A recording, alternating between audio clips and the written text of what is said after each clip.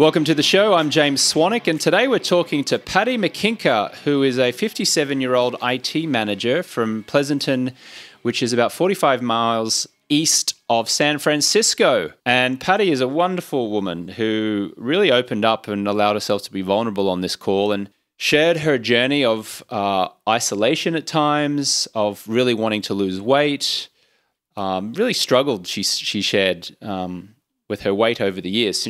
Since she was 5 years old, she said. And also something that I've been very guilty of, which is comparing ourselves to others. So I was really grateful to Patty to share that those were her major issues and have been her issues. She went through, I should say, Project 90. And as we recorded this conversation, she's about 100 days plus alcohol-free, which is just fantastic and marvelous to celebrate another Project 90 graduating member. If you would like to get my free Alcohol Freedom Formula guide, which will outline many of the processes that I give to my clients inside of Project 90, which is our flagship program, which helps people get long-term power over alcohol, then you can go to alcoholfreelifestyle.com/guide. If you would like to speak to our head coach, Victoria English, who is the wonderful woman who helps walk all of our clients through the Project 90 experience and helps them to lose weight, rewire their brain around alcohol. If you'd like to have a 15-minute verbal conversation with her to explore if the Project 90 experience may be for you, then you can go to alcoholfreelifestyle.com/schedule. Please only do schedule that chat if you feel ready to do something about your drinking habits. I don't really want you to book that call with Victoria if you just want to have a nice friendly chat, but your intention is to continue drinking. If your intention is to stop your current drinking habits and to really get long-term power over alcohol, then please do schedule a call with Coach Victoria. But if you're like, I'm not sure, not ready, I would just invite you to refrain from doing that for the time being. Okay, so here we go. Here's Patty Mikinka, wonderful woman from Pleasanton. Let's hear about her journey. So you just came back from a walk with your dog. Tell me about your dog and tell me about the walk you just went on. So I have a little 9-year-old rescue, little terrier mix. And by 5 o'clock, 5:30, she's chomping at the bit to get outside. So we just try to get out 45 minutes to an hour, give her a good walk. She's got a lot of energy. Yeah. What's her name? Her name's Cassie. Beautiful. And whereabouts are you walking? Like where do you live? What's the area that you're walking in? I live in a suburb outside about 45 minutes east of San Francisco. So it's a beautiful suburb. It's a beautiful community called Pleasanton. And I'm fortunate enough to live within, 10-minute walk, a couple small parks, and something called the Iron Horse Trail, which a lot of people commute. BART is our kind of transit. But there's beautiful parks in Pleasanton. So we often go to the parks. It's a little harder with the time change, because it's dark, but yeah. And this is, I kind of got a dog years ago just to get me out and moving around. And I've actually met two really good friends that we met through our dogs that lived literally 2 streets down from me. And for 10 years of living here, they lived here the whole time and I never knew them because I never went outside. Wow. Why didn't you ever go outside? I mean, I go outside to run errands or do my life, but not just walking around the neighborhood. I don't particularly enjoy walking for exercise. So I would walk and now I meet all these people. So I like walking now for that reason. Well, I think there's a lesson in that for all of us there, Patty. It's like get out of the house, yes, get into society, go to where people are, is. walk around. Has loneliness been an issue for you over the years or recently, maybe particularly through COVID? Maybe did you feel some isolation that could have triggered some additional drinking perhaps? Like just tell me a little bit about that. So my sister lives with me right now. And before she lived with me, I'm not married. I don't have children. So I lived alone for 25 years, probably at least. So it was an adjustment to have her live with me. So I've been grateful that she's here, but we went home the day of lockdown and haven't been back to work. And I'm a person that goes to work for the social aspects as much as for earning the money. So yeah, I don't think probably until very recently I realized how much of an impact and that was a big pull to Project 90 too, was just, I've had my friends that I've kept in touch with, but just there's so many little things I miss at work, just the little parties we used to do, just, hallway conversations. So yeah, that aspect has been lonely. And I didn't drink anymore during COVID. In fact, if anything, I monitored my drinking more closely because I didn't want to get out of touch. But I did find I was eating a lot more. I did put on 30 pounds. Is that between March 2020 and when? And about June of this past year. Got it. Okay. So March, March, April, May. So about 15 months, put on about how many pounds did you say? About 30 pounds. About 30 pounds. Okay. And so, sorry, go on. No, I was just going to say, and weight's been an issue my whole life, and I'm already overweight, and my weight got really unmanageable. So that was a big problem for me. And when you say unmanageable, what do you mean?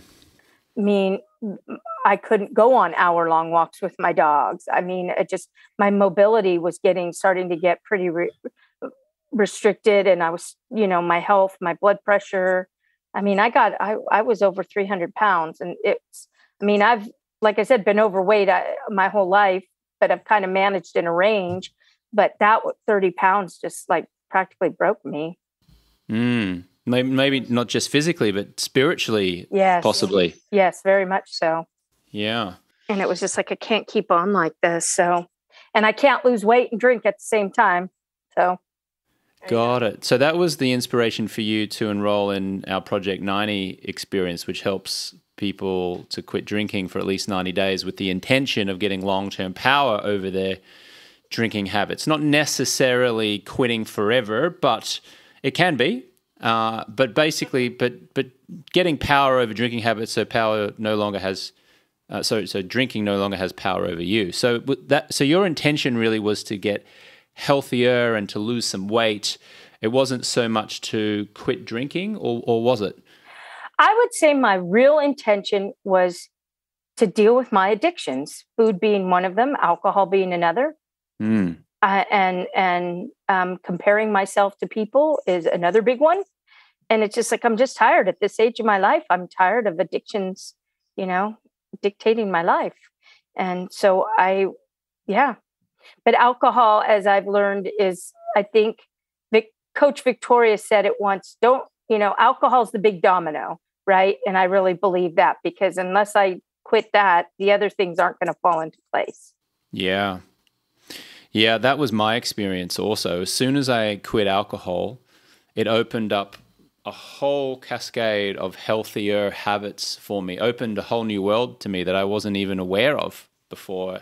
I recall probably about 30 days into not drinking, I joined the LA Fitness Gym up on Hollywood Boulevard, right next to the Chinese Man Theater there on Hollywood Boulevard with the Hollywood Walk of Fame.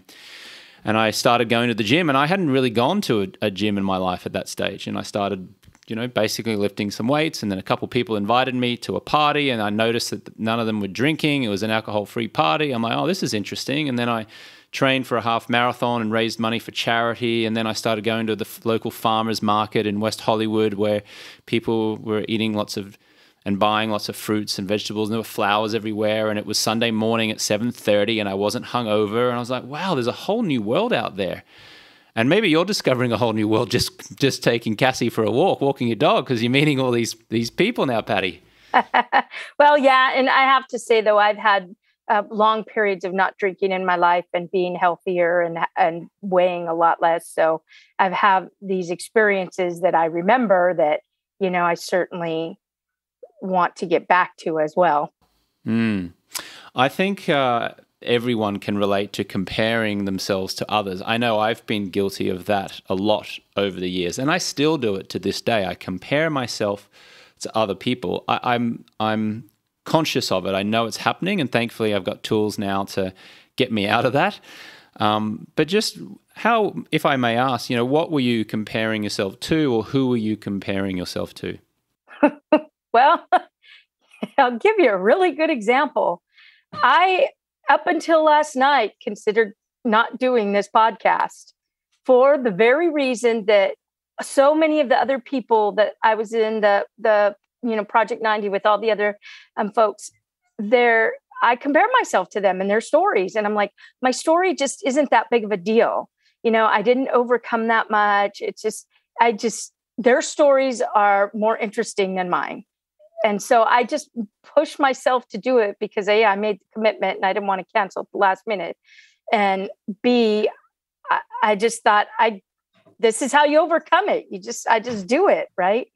But I will have to say, being in the Project 90 for the first several weeks, I couldn't even hardly listen to the Marco Polos because everybody's like, oh, I'm off this, or they have this cool job, or they're this lawyer, or they're this. And by comparison, I feel like, I'm just not interesting enough, not doing enough. There you go. Well, I understand that you feel that way. I hear you. I get it. And I also know consciously that that's ridiculous at the same time, but I get that you feel that, right? In fact, let me just say this.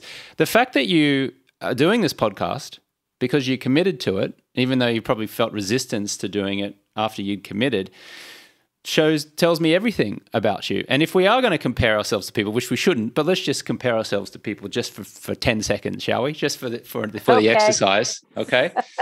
There are people who commit. How many people out there commit to something and then at the last minute they say, oh, actually, sorry, something's come up, I can't do it. They'll blame some kind of external circumstance. But you didn't do that. You had resistance. You didn't want to do it, even though you committed to do it.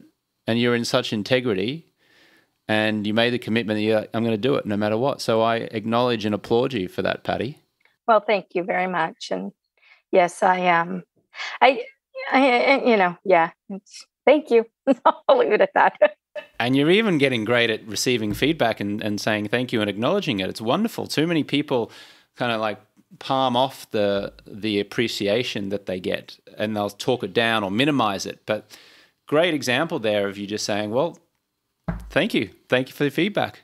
Even if you probably felt awkward receiving my praise though, did you, Patty? Yeah. Yes. And in fact, everybody that knows me, even people in the program when I first joined, that's one thing they will always tell me is you're too hard on yourself. Why can't you take a compliment? So yes. Yeah. I think, to be as well adjusted as I am, the years of therapy that I've done and different things, but lost my train of thought there. I'm sorry. That's okay. It's all good. I think it's great that you say, I know from a lot of people think that I'm incredibly confident, or at least I appear to be incredibly confident. And I have a great level of confidence, no doubt. But even I find it awkward often to receive praise and to receive acknowledgement from people. And that's something that I get to work on. That's something that I'm working on. But I have trained myself, even despite the awkwardness, not to discard it or to discount it or to rebel against it or to say, oh, no, I don't deserve that praise. Because then you're in a combative situation with the person who's giving you the praise, and you don't want the other person to feel dismissed by the praise that they're giving you. So I have trained myself to say, thank you so much, I really appreciate that, or thank you for your feedback, even despite internal resistance. Yeah, I never thought of it that way. Yeah, it is kind of dismissive not to acknowledge. That's a very good point. Thank you. Yeah, you think you're being all humble by saying, oh, no. But the other person can feel rejected if you're not receiving the positive thanks and feedback that they're giving you. Yeah, that is true. And I kind of remember what I was going to say now. I think, over the years, it's just kind of, there's always this underlying, I'm not enough, which maybe is part of the human condition, I think. And I do think that I'll speak for myself, draws me to, the various addictions or ways I've tried to fill that void, over the years with things that are not healthy for me or in my best interest. Yeah. So definitely. Well, you have incredible self-awareness, Patty. Most people in the world won't be able to or just won't want to acknowledge something like that. And the fact that you're acknowledging it and you're aware of it is powerful, I think. Yeah. Thank you. Yeah. What did you experience inside of Project 90? We know why you joined us, because you wanted to feel connected. You wanted to get back into health. You wanted to quit alcohol for at least 90 days, of course, which you've successfully done. Congratulations. So what was your experience like? It's kind of an interesting thing, because when I first did the call, like the discovery call or whatever it is, when I was, before I joined, I didn't sign up right away, and I waited for maybe 3 weeks to see how I felt about it. And something just kept pulling me to do it. And so when I finally started, I had great resistance to quitting drinking. And I think it was like, okay, Patty, you committed, and now I don't want to do it. In fact, after about 3 weeks in, I had a little slip up and had to restart myself because I was just in such resistance. And then once I told myself, Patty, you either commit to this and do it, or you just stop. We're not going to play this game, right? So made my commitment. And even in the beginning, I think I was listening to the people, and again, a lot of that comparing, because I set an intention. So I was very stressful for the first 30 days, I would say. Maybe the first 6 weeks. But I did my calls and, got to know people. And then, I don't know, just something started to shift, and I started enjoying it.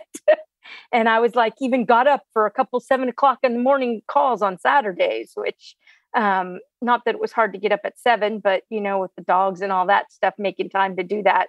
And now I just, I miss it sometimes. It's my work is very stressful, but my experience in there was just, I got so many wonderful tools, and just hearing people's experience. I kept a journal and, different books, I'd never listened to a podcast before in my life until I did this project. Wow. And now you're being interviewed on one. And now I'm on a podcast. It's hysterical. And although I work with technology all day at work, by the time I'm done with work, I'm not into social media. I'm not, I just want to go do things that I want to do. So now I have podcasts I listen to, and I learned different things. And I actually did, back about 15 years ago, I went to rehab for months. So I learned some of the neuroscience behind addiction and stuff, but it was presented differently. So, I got to get it all over again at a different level. And I think just the people and sharing their experiences. And the thing that I really like about your program, because I did do your 30-day program back in 2018, I think, the focus on the positivity and the focus on, it's not what you're giving up, it's what you're getting. And I've never been able to approach it that way before. It's always felt like what I'm giving up. And it was like that for me for very much the first half of the project too. And then it started shifting a little bit, and it's just like, look what I get. And even now, I'm not saying, it's been a little over 2 weeks since I finished. There's been little, times, but I think about drinking, and I had to also not focus on forever, because that was stressing me out. So yes. I just said, focus on 90 days. And I haven't made any commitments. I'm just kind of living one day at a time. And if I have a thought about it, I think about all the things that I'm getting from not drinking. And those things I'm enjoying more than, the 2 to 3 hours of whatever, not really enjoyment that I would get from drinking. Yeah. It's the idea of the drink more than the drink that is fun. Makes sense? Yes, it does. What are some of the things that you are referencing there, all the things that you get out of being alcohol-free that you don't want to give up? Well, I think a lot of us share this too, is the, waking up in the morning. And I'm not saying I always pop out of bed and feel great for the day, but I don't feel hungover, yes. And that's huge. I get up in the morning and, I can take a shower and be ready and be out of the house by 7 or 8 if I need to. you know, being able, this might sound like a stupid thing, but sitting down and eating dinner at 6 o'clock at night. And I won't, I wouldn't, my sister, she always likes to eat at that time. And she always like, why don't you eat with me or we'll go get food? But I don't want to eat because I'm drinking because, once I eat, it kind of kills my buzz. So yeah, just sitting down and having a meal at a normal time with somebody instead of, waiting till 9 or 10 o'clock at night. Exercise too. My exercise is better. I was noticing getting some boxes out of the garage. I've been working out with the trainer since June, and I love strength training and doing some weightlifting. And I was like noticing, oh my God, I'm not getting out of breath and winded and, just all those things. I'm sure there's like 100 other things, but they're just in the little details of life, which that's another big thing that I took from the program and when I quit drinking back 15 years ago for 5 years, I quit, I started again, and I didn't enjoy quitting before because I didn't focus on the small wins. I thought like, oh, when I quit drinking, it was going to solve all these big life problems. And it didn't, right? It just solved the problem of not drinking. Yeah. Of drinking. And this time I'm realizing I'm much more present in the process. Right. And I'm paying attention. And I think Coach Sarah would tell us a lot about just paying attention, the small wins. And and I have to write them down. In fact, my gratitude, my daily 20 ended up morphing into my small wins because I just had to keep reminding myself of all these little things that if I started drinking again would change or would go away. Yeah. People often mistakenly think that when they quit drinking that it's going to be sunshine and rainbows all the time.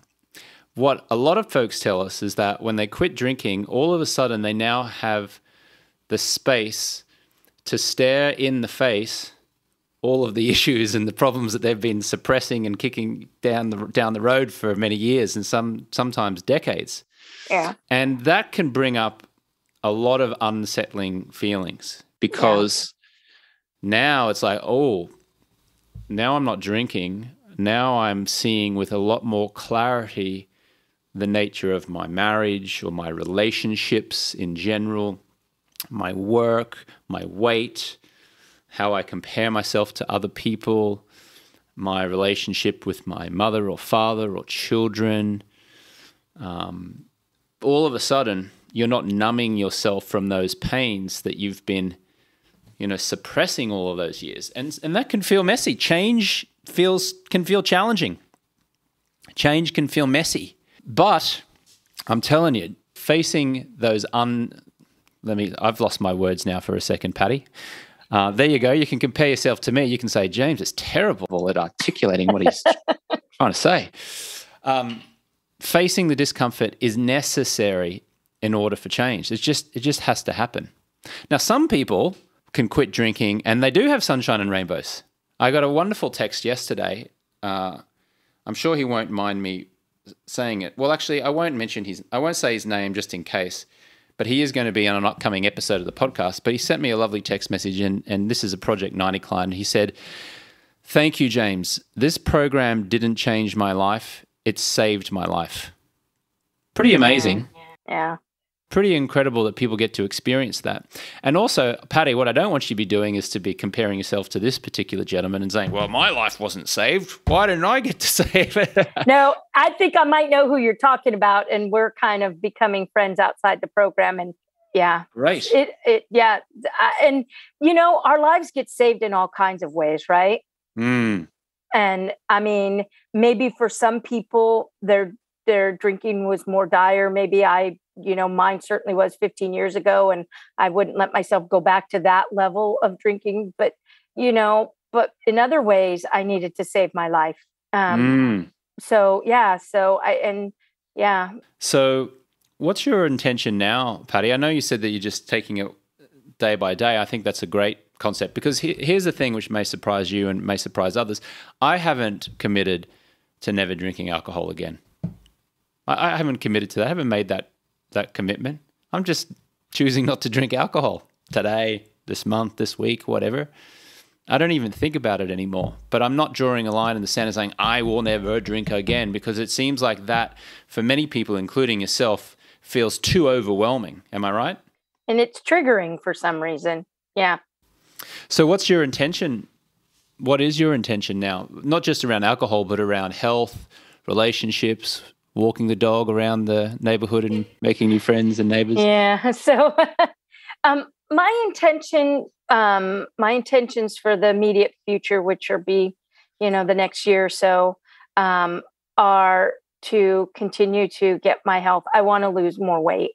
I'm just at a point where this time how I'm losing weight is I'm just making lifestyle changes that I can sustain. I want to create a lifestyle that's sustainable for me for the long term, because I don't want to, I've been overweight since I was 5 years old. I guess food is my primary addiction. And, I've lost and gained large amounts of weight many times in my life. And I know you had a little bit of weight. I remember in some of your videos that you've lost, but this has just been, it's been my core life struggle. And I really want to see if I can get past that in this lifetime. And so that's my immediate focus. And in order to do that, there's exercise is part of it. Watching what I put in my body is part of it, including alcohol. And I think about things like moderation and stuff. And someday I think, I'd like to be able to do that, but I have enough evidence to the contrary. And so I'm just, and being present. And the other thing is, at 57 years old, I'm on that downhill slope of life, right? And things don't look to me as they did when I was even in my 40s. And it's like, I want to travel a lot more than I have. I want to do some things in life. So I'm kind of in this phase of life where I want to set up this next part of my life to be able to do some of the things that I haven't had the opportunity or haven't allowed myself to do because of my physicality or because of my fear or whatever the case may be. And so that, when the time comes, make me cry, and I'm done on this planet, that, I've lived more than, I've lived in a bigger box than I had 90 days ago. My box was getting really small. I can see it's emotional for you. And I have this saying on my wall that I'm kind of looking at. It says, the price of anything is the amount of life you exchange for it. And I've exchanged a lot of life to drink every night and to be overweight. And I don't know, I tie the two together because they feel very tied together for me. And I want some of that life back. I get it. Yeah. And thank you for opening up and sharing that. Yeah. I know our listeners can sense from your voice and from my reactions as well that it's emotional for you. And I know that there's lots of listeners right now who are resonating with what you're sharing. Well, I hope so. If I could help anybody, that would be awesome. Yeah. And I don't know the mechanics of how all that's going to play out. That's the part I'm living day to day. But I'm living in that intention every day. And I also have a very deep belief in intention in the universe. And I think if I just, stay true to that I'll get the guidance that I need to do whatever the next steps are. Yeah. There's two practical things I want to suggest or invite you to consider as you move forward, Patty, and that is accountability and community. Because as you've seen in Project 90, being around other people, having your coach, being held accountable and being in that community has helped you to achieve your goal, your initial goal, which was 90 days alcohol-free and to lose some weight. Mm-hmm. And so I would just encourage you to continue on ensuring that you get involved with an appropriate community and you get appropriate accountability. That can be different for many people. Certainly I've got, programs and communities here. You can do it in your own neighborhood as well. where you can join a neighborhood community. You can invite your neighbors to to join you for walks, for example. You can create like a fun little walking group in your community, or you can join one. I personally, with my personal health and physical health, I like to go to group exercise classes at least twice a week. So I go to either CrossFit or F45. CrossFit is much more challenging, I think. F45 is less challenging, but equally transformative in the sense that classes start at a certain time. Therefore, it's in my calendar. Therefore, I'm compelled to get out the door and actually get to the location of the exercise in time. And then I'm around other people and I have a coach telling me what to do, and it just feels easy. I love being told what to do. It's so like, I mean, I run businesses. I've got 2 pretty successful businesses, and I'm always making decisions and thinking and being strategic. So whenever someone tells me what to do, I'm like, yes, the break. Thank you for the break. I love it. So I agree with you 100%. And I'm trying to set up whatever. I'm doing research and figuring out what those communities are. But on the working out, I do have a trainer that I have a set time, Tuesdays and Thursdays. And he used to be he's a CrossFit trainer. I'm a little older than you and a little not as, so I'm working up to stuff, but yeah, I really enjoy that a lot. Yes. And I love it.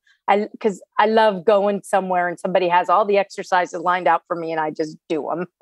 Yeah. But yeah, I agree. I think what the point I'm trying to make is don't try to lone wolf it. I mean, you've tried to lone wolf it and it's got you the results that it's got. So I would just invite you to double down on community and accountability, which is what you got inside of Project 90, it seems. Double down on that, and that will create that consistent lifestyle that you're seeking, as opposed to the lose weight for 3 months and then put it back on and start and up and down and all around. Consistency is what you're looking for, it sounds like. That's very true. Yes, very true. Yeah. All right. Well, Patty, congratulations again on getting to your 90 days. You must be 100 and something days alcohol-free now. And congrats on all of the spiritual growth that you've had. Thank you for being so connected to the group and all of our other members, even despite your resistance in the first 6 weeks, it seems. And I so acknowledge you for showing up on this podcast, even despite having all of that resistance. You are a woman of your word. And I am so appreciative of you for that. Well, thank you. And it was a pleasure to talk to you. And I'm glad I did show up because it was actually a nice experience. Thank you. Me too. All right, Patty. Take care. Thank you so much for listening to today's episode. I want to load you up with some free stuff. If you look in the show description, there's a link there to get my guide, which is the Alcohol Freedom Formula Guide. And in that guide, I will walk you through the process and system for successfully reducing or quitting alcohol. It's the same system and process that I give to my clients inside of Project 90. And if you would like to get your hands on that guide, you can click the link in the description part of this episode, or you can go to alcoholfreelifestyle.com/guide. Likewise, if you would like to be considered for Project 90 to join our community and get some accountability, some coaching, and have fun, achieve some goals over at least 90 days with our help and support, then you're invited to schedule a complimentary coaching call with one of my coaches. You can do that by clicking the link in the show description or going to alcoholfreelifestyle.com/schedule. Now, Project 90 is for over 30s only. And it's really for people who are ready to get long-term power over alcohol. You don't have to quit forever, but you will have to quit for at least 90 days with our support. Just a reminder, 95% of my content is free and plastered all over the internet. If you just Google James Swanwick and the word alcohol, you'll find that. For those of you who want additional support, if you want coaching, fun, accountability, if you realize that you can't do this on your own or you just plain don't want to, then I invite you to schedule that call and we can talk about if Project 90 is for you. If you would like to take some of my supplements, swanvitality.com is the website. I'll put a link in the show notes as well. I have a liver support product called Loving Liver, which I designed and specially formulated to help remove toxins from your liver after years of alcohol consumption. Again, there's a link in the show description. We've also got a green powder there, which turns into a green juice filled with amazing ingredients to support you and give you energy throughout the day. And there's also a magnesium product, which I take every night to help me prepare for sleep and to sleep through the night. So there's a few options there. Lastly, if this episode or the show in general has helped you or supported you in any way, I would so appreciate it if you would write a review. It really does help the show climb the rankings and expose the show to people who don't yet know about us. So if this show has benefited you in any way and you feel compelled to pay it forward, just writing a short little review, hopefully a nice one, will be so appreciated, and I will thank you immensely. Lastly, if you'd like to talk to me about anything at all, feel free to send me an email at james@alcoholfreelifestyle.com. I do read and respond to every email. And you can also follow me on Instagram at @JamesSwanwick. Send me a message there. And I look forward to connecting with you soon. Catch you on the next one.